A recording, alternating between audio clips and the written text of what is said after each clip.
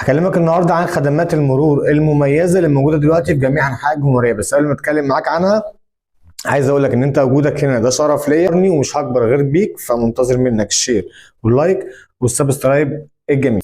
الشروط بتاعتها كالاتي: لازم يكون في بطاقه رقم قومي او جواز سفر ساري، ويكون الدفع بالفيزا فقط ومفيش اي تعاملات ماديه كاش، ويكون في شهاده براءه ذمه موجوده معاك، وبيقبلوا خطابات رفع او تجديد الحظر البنكيه الخاصه بالافراد فقط وليس الشركات.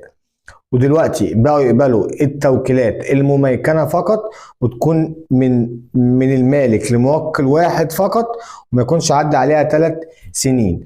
ولو عايز تطلع بدل فائد لرخصه ضايعه ما كانتش موجوده بقت موجوده، بس بيقبلوا مذكره من الاسم بتاع الشرطه المميكن فقط. اما بالنسبه للخدمات اللي هو مش بيقدمها: نقل الملكيه ونقل القيد وخدمات الاجانب وخدمات الشركات، مش بيتعامل مع خطابات التجديد او خطابات رفع الحظر الورقيه او الوحدات اللي ما كانتش بتعمل بالتكامل الالكتروني الكامل مع كافه البنوك على مستوى الجمهوريه.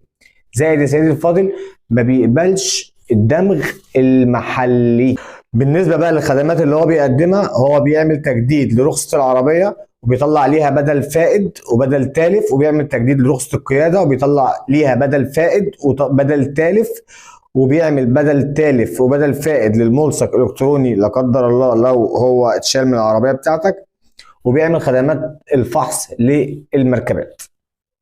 بالنسبه للفروع اللي بيقدموا فيها خدمات المرور المميزه في القاهره الكبرى، موجود في مول سيتي ستارز، وموجود في سوق السيارات الجديد، وموجود في ايفينو مول، وموجود في مسجد الشرطه، وموجود في ايست هاب، موجود في العاصمه الاداريه، وموجود في الكيان العسكري.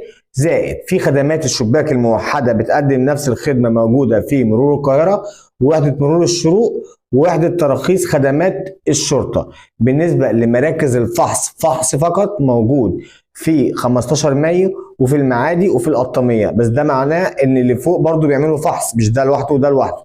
طيب بالنسبه لخدمات المرور المتنقله، موجود نادي اليوبلس ومسجد الرشدان ومسجد الزهور والنادي الاهلي ومدينه نصر ونادي وادي دجله والعاصمه الاداريه. موجوده عند نادي الصيد بتاع القطاميه والنيابه العامه ومسجد عمر مكرم ونادي الجزيره ونادي المعادي ونادي الشمس. موجود في مكسيم مول التجمع الخامس، وموجود بالحجز المباشر في المتنقله بتاعه التجمع الخامس.